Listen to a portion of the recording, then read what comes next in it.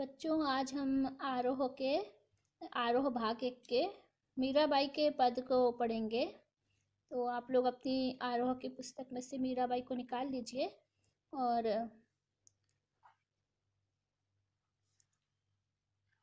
ये आपके आरोह में पेज नंबर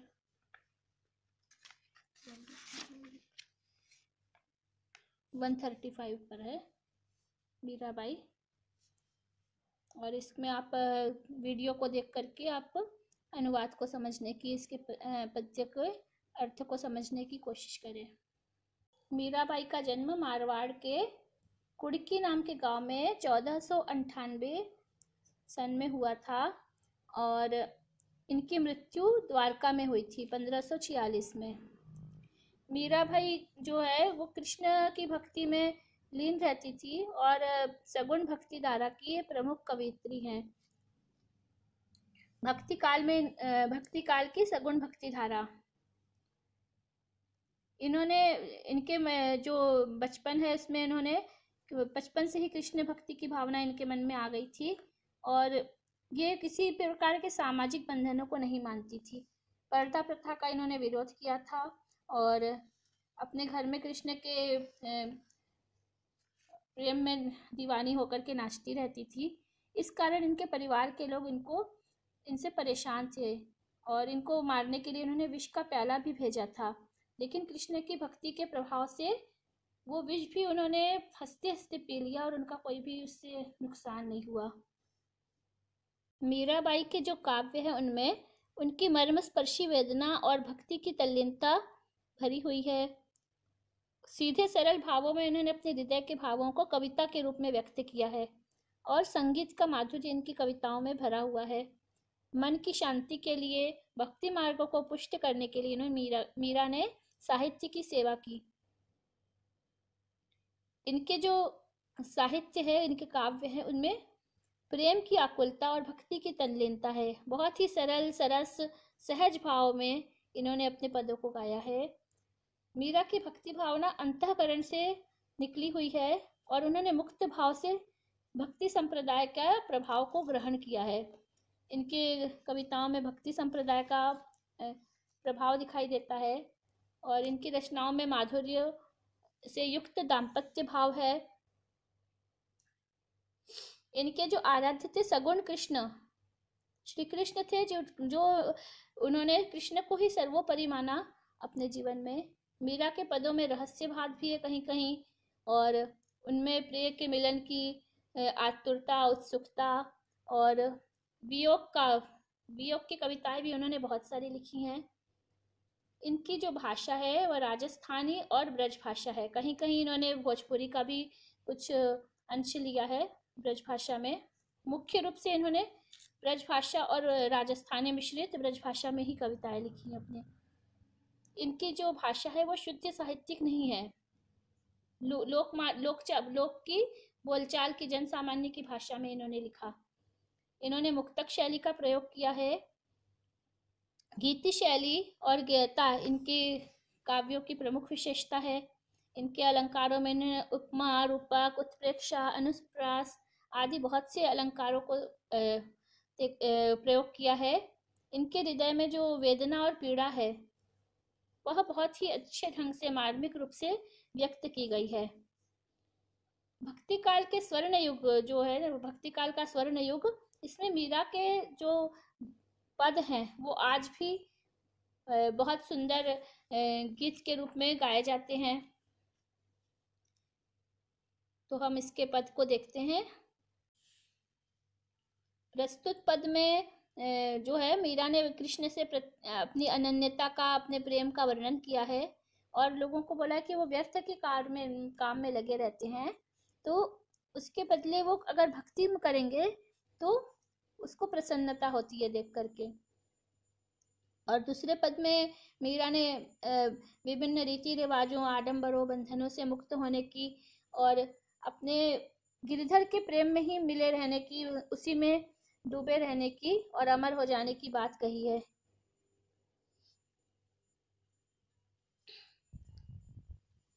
ये जो पद है ये नरोत्तम दास स्वामी ने मीरा मुक्तावली ग्रंथ में संकलित किए हैं, जिनसे हमको हमारी जो पुस्तक है आरोह, इसमें लिए गए हैं।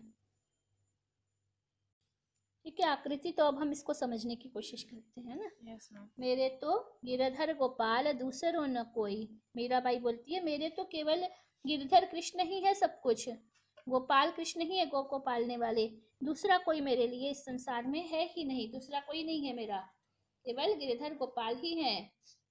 कौन से गिरधर गोपाल? जाके सिर मोर मुकुट मेरो पति सोई। जिन गिरधर गोपाल के सिर में मोर रूपी मुकुट है, मोर का मुकुट है, वो अपने मुकुट में मोर पंख लगाते हैं, मेरे पति वही कृष्ण है जो अपने सिर पर मोर मुकुट पहनते हैं। छाड़ी दई कुल की कानी, कहाँ करी है कोई, मैंने तो कुल की सारी कानी को, मर्यादा को छोड़ ही दिया है, सब कुछ मैंने त्याग दिया है, अपने लोक लाज को छोड़ दिया है, कहाँ करी है कोई, अब मेरा कोई क्या कहेगा, कोई किसी की मुझे परवाह नहीं है, क्या करेगा कोई, है ना, कोई क्या कर सकता है, कोई क्या कहेगा, मैंने सब कुछ त्याग दिया है। संतन ढिग बैठी बैठी लोक लाज खोई, मैं तो संतों के साथ में बैठ बैठ करके, उनके ढिग मतलब समूह में, उनके साथ में बैठ करके, अब यहाँ बैठी बैठी दो बार है ना, तो ये पुनरुक्ति अलंकार है यहाँ पर। ठीक है, संतन के ढिग में बैठी बैठी लोक लाज खोई, मैंने लोक की लाज को, मर्यादा को भी छोड़ दिया है, संसार को मैं, वो तो संसार को त्याग देती है ना मीरा, तो बोलती मैंने सब कुछ त्याग दिया है, लोक राज को खो दिया है। असुवन जल सींची सींची प्रेम बेली बोई, मैंने अपने आंसुओं रूपी पानी से प्रेम रूपी बेल को बोया है, और उसको सींचा किससे है, आंसुओं रूपी जल से, सींची सींची, यहाँ पर भी पुनरुक्ति है। प्रेम रूपी बेल को मैंने बोया और उसको अपने आंसुओं रूपी जल से सींचा है। बेल को हम बोलते हैं तो उसको पानी से सींचते हैं, तो उन्होंने, उसने बोला मैंने प्रेम बेल कौन सी बोली है, वही है प्रेम की बेल। अब तो बेल फैल गई आनंद फल होई, अब तक तो वो बेल बहुत अधिक फैल गई है, चारों ओर बेल फैल गई है, और उसका जो फल है वह क्या है, आनंद रूपी फल। अब देखो यहाँ पर असुवन जल, आंसुओं रूपी जल, प्रेम रूपी बेल, आनंद रूपी फल, सब में क्या है, कौन सा अलंकार है, रूपक अलंकार। ठीक है, रूपक अलंकार है, क्योंकि यहाँ पर इसको आरोप किया गया है। ठीक है, दूध की मथनिया बड़े प्रेम से बुलोई, अब बोल रही दूध रूपी मथनी को मैंने बहुत ही प्रेम से बिलोया था, दूध को मैंने प्रेम से बिलोया था, दूध को जैसे हम दही का जामन लगाते हैं, तो उसने बोला दूध को मैंने प्रेम से बिलोया, और मथा उसको बड़े प्रेम से। दधी मथी धृत काढ़ी लियो, मैंने दही को मथ लिया, इससे प्रेम से, और घी को निकाल लिया। छारी दही छोई, छोई मतलब क्या होता है, छोई मतलब छाछ। ठीक है, छारी दही छोई, छोई को मैंने छाछ को छोड़ दिया है, दही को मथ करके घी निकाल लिया है, और दूध को किससे बुलाया था, प्रेम से, प्रेम से बिलोए हुए दूध को मैंने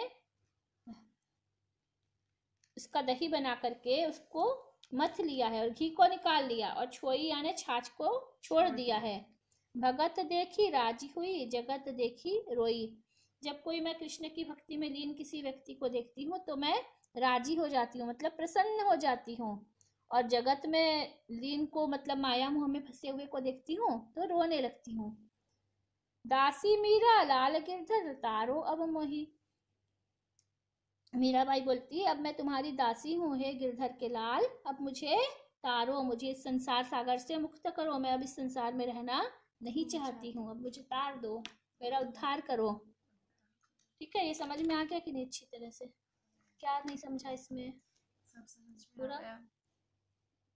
ये अलंकार है इसमें है ना, पुनरुक्ति दोनों में, ये अलंकार, और प्रेम बेल आनंद फल मोर मुकुट। ठीक है, मोर का मुकुट, इसमें सब में रूपक अलंकार है।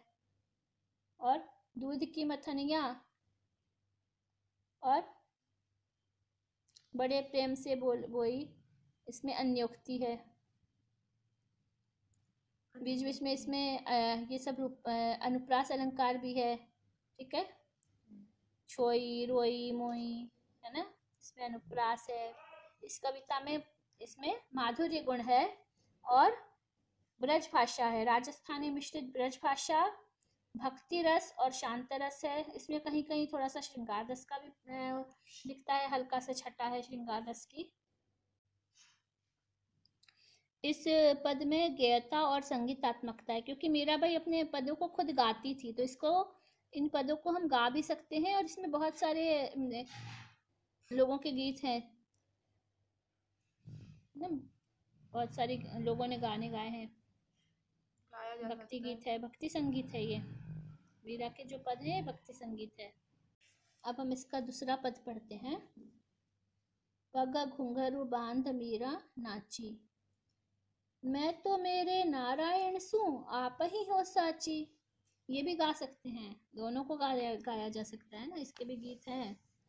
अनूप जलोटा के गाए हुए, दोनों के, अनूप जलोटा, अनुराधा पौंडवाल, इनने गाया हुआ है ना। मैं, मीरा बोल रही है, मैं तो अपने पैरों में घुंघरू बांध करके नाच रही हूँ, अपने कृष्ण की दीवानी होकर के। मैं तो ना मेरे नारायण सु आप ही हो साची, बोलती मैं तो अपने नारायण की हूँ, केवल कृष्ण की हूँ और किसी की इस दुनिया में नहीं हूँ। ये बात अपने आप साची यानी सच हो गई है, क्योंकि मैं तो पागल हो गई हूँ, उनके दीवानी होकर के नाच रही हूँ, पैरों में घुंघरू बांध करके। लोग कहे मीरा भई बावरी, लोग बोलते अरे मीरा तो पागल हो गई है, सारे लोग उनको ताने दे रहे हैं। न्यात कहे कुल नासी, उनके न्यात यानी नाती, रिश्तेदार, न्यात नाती होता है, नाती, नाती रिश्तेदार जो है, नातेदार, नातेदार रिश्तेदार जो है, वो बोल रहे हैं ये तो कुल की नाशी है, कुल को नाश करने वाली है। विष का प्याला राणा भेजा, पीवत मीरा हासी। क्या है कि मीराबाई का राणा के साथ विवाह हो गया था, लेकिन कृष्ण के प्रेम में इतनी लीन थी, तो उनको घर के लोगों को समझाने पर भी वो सुनती नहीं थी। उसके लिए कृष्ण ही सब कुछ थे, सब कुछ उसको मिथ्या लगता था। तो उन्होंने बोला इसको कोई मतलब नहीं है इसको समझाने का, ये हमारे कुल को मर्यादा को खत्म कर रही है, हमारे घर की बदनामी हो रही है, क्योंकि घर की रानी नाच रही है सब जगह। तो उन्होंने उसको बोला इसको जहर पिला देते हैं, विष का प्याला भेज दिया और बोला कि ये कृष्ण का प्रसाद है, इसको ले लो। लेकिन मीरा हंसते हुए उसको पी ली और उसको कुछ भी असर नहीं हुआ, है ना। तो मीरा के प्रभु गिरधर नारगर सहज मिले अविनाशी, अविनाशी यानी जो उसका कभी भी विनाश नहीं होता। तो वो बोलती है, यहाँ पे मीराबाई ने अविनाशी कृष्ण के महत्व को बताया है कि कृष्ण के कारण उसका भी विनाश नहीं हुआ, वो भी मरी नहीं, है ना। मीरा के जो प्रभु गिरधर नागर हैं अविनाशी, वो तो किसी को नष्ट होने ही नहीं देंगे अपने भक्तों को। तो इसको पी करके मीरा हंसने लगी, कुछ नहीं हुआ उसका। तो इसमें एक प्रकार से उन्होंने कृष्ण की महिमा का वर्णन भी किया इस कविता में, कि अविनाशी है कृष्ण, जिनकी भक्ति में वो लीन थी तो उन्होंने उसकी रक्षा की। और इसमें भी राजस्थानी मिश्रित ब्रज भाषा है, अनन्य भक्ति है, उसके ऊपर जो अत्याचार हुए थे इसका भी वर्णन इस कविता में थोड़ा थोड़ा इस पद में है। और संगीतात्मकता है ही, शांत रस है, प्रसाद गुण है, ठीक है। इसको बहुत अच्छी तरह से समझ में आ गया है। अब देखो इसके प्रश्न उत्तर देखें हम। मीरा कृष्ण की उपासना किस प्रकार से करती थी, किस रूप में करती थी, बताओ कैसा रूप था? कृष्ण की आराध्य को किस रूप में मानती थी? अपने पति के रूप में। कृष्ण को अपने पति की आराध्य, कृष्ण को अपने पति के रूप में मानती थी और दाम्पत्य भाव के रूप में उसकी उपासना करती थी। मीरा कृष्ण की सगुण भक्ति की उपासक थी, उनके लिए कृष्ण ही सब कुछ थे। वो बोलती थी कृष्ण के अतिरिक्त मेरा किसी से कोई रिश्तेदारी नहीं है, कोई नातेदार नहीं है, कोई रिश्तेदार नहीं है, और इसीलिए सभी रिश्तेदार उसको जहर देने की कोशिश करते थे, ठीक है। मोर मुकुट पहने हुए जो कृष्ण है, उनके कैसे रूप था उनका? कृष्ण का मोर मुकुट पहना हुआ, मोर के मुकुट वाले मोर मुकुट पहने हुए, है ना, और गले में किसकी माला पहनते थे कृष्ण? बैजयंती माला। वैजयंती माला। बैजयंती माला पहनते थे। बैजयंती माला पहने हुए कृष्ण, उनको जो गिरिधर थे, मतलब पर्वत को धारण करे हुए थे, ऐसे गिरिधर कृष्ण उनके उपासक थे। वह रूप मीरा को सबसे अधिक पसंद था, है ना। मोर मुकुट पहने हुए, गिरिधर वनमाला पहने हुए कृष्ण जो थे, वह रूप उसको बहुत अच्छा लगता था। अब इसमें भाव सौंदर्य प्रस्तुत कर, इसका प्रस्तुत ये दोनों पदों का भाव सौंदर्य स्पष्ट करना है। तो वही असुवन जल सींची सींची, प्रेम बेल बोई। अब तो बैली फैली गई, आनंद फल होई। इसमें क्या है सौंदर्य? इसमें अलंकार है ना। असुवन जल प्रेम बेल आनंद फल, इसमें रूपक अलंकार है। सींची सींची में पुनरुक्ति प्रकाश अलंकार है। और बेली बोई, आनंद फल होई। बेली बोई, इसमें कौन सा है? रूपक अलंकार। बेली बोई में अनुप्रास है ना। बेल बोई बिल्कुल ही है। बेल बोई में अनुप्रास है, ठीक है। मैंने बोला था ना, ये इसका तुम लोगों ने ना ये पढ़ा नहीं है पहले, है ना, अलंकार वगैरह। अब तब बेली फैली गई, आनंद फल होई। अब तो ये बेल फैल गई, आनंद रूपी फल उत्पन्न हुआ। इसमें राजस्थानी भाषा है, राजस्थानी बोलचाल के शब्दों का प्रयोग किया गया और बहुत ही मधुर है, ठीक है। तो इसमें गेयता है, संगीतात्मकता, इसके हमको शिल्प और सौंदर्य को लिखना है ना। तो अलंकार लिख लिया, फिर इसमें जो है ये पद है, इसका पुनरुक्ति प्रकाश अलंकार और अनुप्रास अलंकार, ठीक है। और रूपक अलंकार लिख लेंगे। और इसमें कोमल और सुमधुर राजस्थानी बोली है और ब्रज भाषा है। इसमें जो भाव है, उन्होंने भाव स्पष्ट करना है। तो भाव इसका यही है कि इन्होंने आंसुओं रूपी जल से सींच करके प्रेम रूपी बेल को मीरा ने बोया है, उसको आंसुओं रूपी जल से सींचा है। सींच करके बहुत बड़ा कर लिया है, और ये बेल फैल गई है, प्रेम रूपी बेल, और उससे आनंद रूपी फल प्राप्त हो रहा है। इस प्रकार मतलब मीरा बोल रही कि केवल मुझे कृष्ण में ही वो लीन है, उसका पूरा जीवन उसने कृष्ण में ही लगा दिया है। अब इसका भाव क्या है? दूध की मथनिया बड़े प्रेम से बिलोई, दधी मथी धृत काढ़ी लियो डारी दई छोई। मतलब मीरा बोलती है कि प्रेम की मथनिया को मैंने बड़े प्रेम से बिलो लिया है, प्रेम रूपी मथनी से दूध को बिलो लिया है, और इसमें से जो दही बना है, दूध बिलोने पे दही बनता है, उस दही को मैंने मथ लिया है और घी को निकाल लिया है, और छोई यानी छाछ को डाल दिया है। अब इसमें भी यही है, अलंकार का प्रयोग हुआ है, अनुप्रास और अन्योक्ति कही है। मतलब दधी मथी दूध काढ़ी कहा है, लेकिन इसमें सारा कुछ उन्होंने कृष्ण के लिए कहा है, कृष्ण प्रेम के लिए। तो अन्योक्ति अलंकार है। और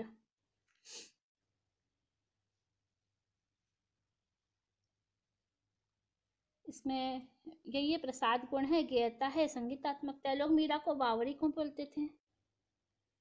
लोग मीरा को बावरी क्योंकि वो नाचती थी लोकलाज छोड़ करके, दाम्पत्य भाव, वो कृष्ण को ही अपना पति मानती थी, उनके प्रेम और मर्यादा छोड़ चुकी थी। हाँ, सब कुछ छोड़ करके पैरों में घुंघरू बांध करके नाचती थी। उसको नाते रिश्तेदार सभी उसको पागल बोलते थे, बावड़ी हो गई, अरे ये तो पागल हो गई, ऐसे जहर देते थे, फिर भी उसको कोई असर नहीं होता था, ठीक है। विष का प्याला राणा भेजा, पीवत मीरा हासी। क्या है इसमें, क्या व्यंग है? इसमें बोल रहे कि मीराबाई कृष्ण की भक्ति में इतनी लीन थी कि उसको जहर भी भेजा तो भी उसने उस जहर को पी लिया, और उस जहर को पीने के बाद भी वह हंस रही थी, दीवानी होकर के हंस रही थी, उसके जहर का कुछ भी असर नहीं हुआ। मतलब कृष्ण का जो प्रेम था, कृष्ण की जो भक्ति थी, वो इतनी गहरी थी कि वो कृष्ण के भक्ति में इतनी ज़्यादा वो सिद्ध हो गई थी कि उसको उस जहर का भी कोई असर नहीं हुआ। मतलब कृष्ण जो है अविनाशी थे, अमर, तो वो भी अविनाशी हो गई। और शरीर को तो कोई मार सकता है, पर हमारी आत्मा को या प्रेम को नहीं मार सकता है। इसमें ये व्यंग छुपा है कि मीरा बोली तुम मुझे मारोगे ना, मेरे शरीर को मारोगे, मेरी आत्मा को, मेरे प्रेम को तो नहीं मार सकते। इसलिए वो हंसी। मीरा जगत को देख के रोती क्यों है? वह जगत के लोगों को काम व्यापार करते हुए देख के रोती है कि उसमें वो अपने काम में इतना व्यस्त है। हाँ, उनको प्रेम का, ईश्वर प्रेम की कोई चिंता नहीं है ना। संसार स्वार्थी है। स्वार्थी संसार को देख करके और उसकी जो माया मोह में फंसे हुए लोग हैं उनको देख करके मीरा रोती है कि ये लोग कैसे फंसे हुए हैं। ठीक है, ये पाठ के आसपास वाला। मीरा को किन किन कठिनाइयों का आ सकता है ये भी। मीरा को किन किन कठिनाइयों का सामना करना पड़ा? बहुत सारे हैं। उसको बहुत सारे लोगों की कष्टों को, यातनाओं को सहना पड़ा। उसने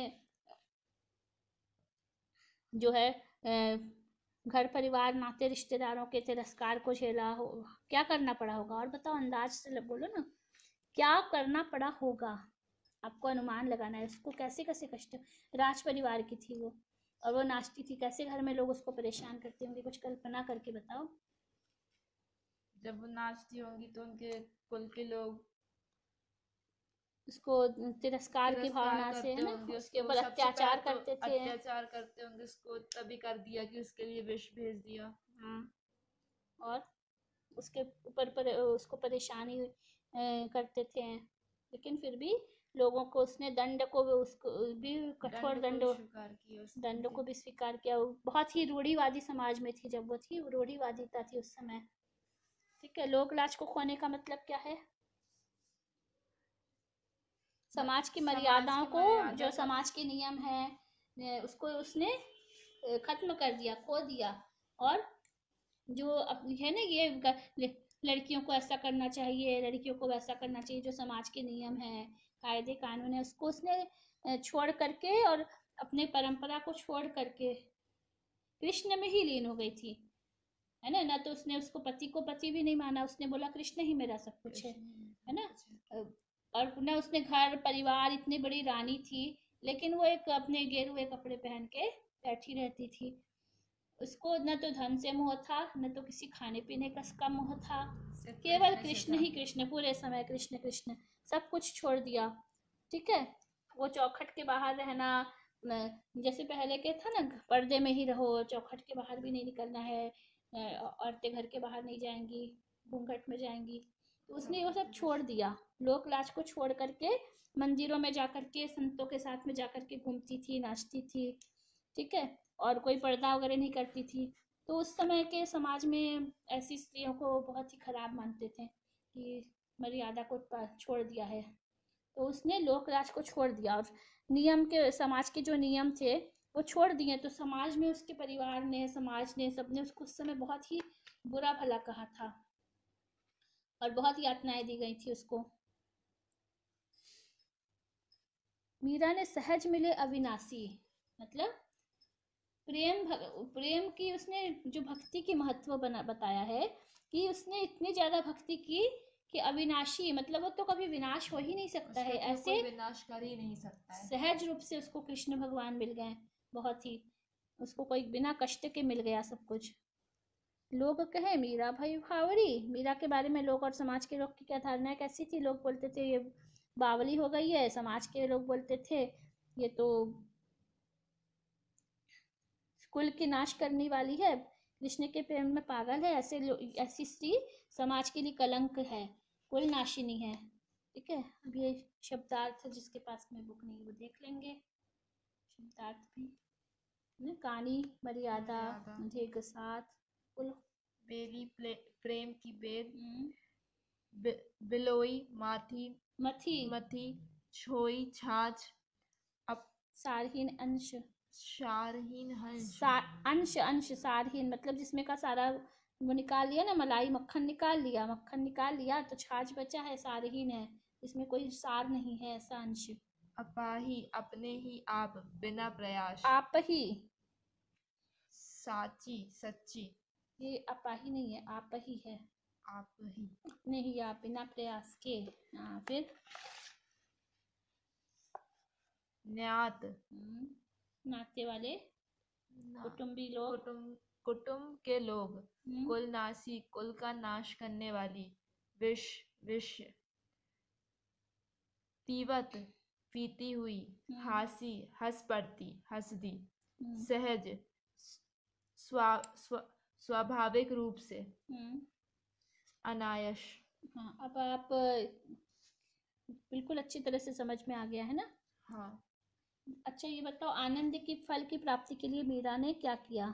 आनंद का फल प्राप्त करने के लिए इसने क्या किया है? कृष्ण जी की भक्ति। हाँ, उसने प्रेम रूपी प्रेम रूपी बेल को बोया और आंसुओं रूपी जल से उसको सींचा, तो वो बेल बड़ी हो गई, उसको आनंद रूपी फल प्राप्त हुआ। क्या किया था उसने? फल को पाने के लिए पहले हमको कोई बीज लगाना पड़ता है ना, तो उसने प्रेम रूपी बीज को बोया और उसने अपने आंसुओं से उसको सींचा। हाँ, और उससे उसको फल कैसा मिला? आनंद रूपी फल मिला। बिल्कुल सही। अच्छा, मीरा किसको अपना पति मानती थी और क्यों मानती थी? मीरा कृष्ण जी को अपना पति मानती थी क्योंकि वह सब कुछ छोड़कर सिर्फ कृष्ण जी की भक्ति में ही लीन थी। और क्यों मानती थी? बचपन से उसको किसी ने बोल दिया था, वो जब छोटी थी ना, कहीं बारात में किसी को देखी तो उसको ने पूछा ये क्या हो रहा है, तो बोली ये तो बारात जा रही है, अपने पति के साथ जा रही। तो उसने अपने, जब छोटी सी थी ना, बहुत ही छोटी, तो उसने बोला फिर मेरा पति कौन है? तो वहाँ कृष्ण जी की मूर्ति रखी थी, तो उसके घर में किसी ने बोला ये है तुम्हारा पति। उसको समझाने के लिए, छोटे बच्चे को समझाने के लिए, जब वो 4-5 साल की थी तब की बात है।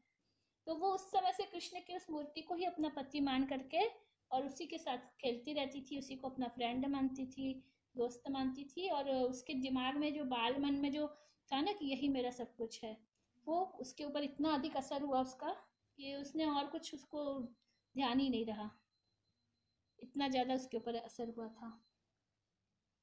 अच्छी तरह से समझ में आ चुका है आपको, है ना?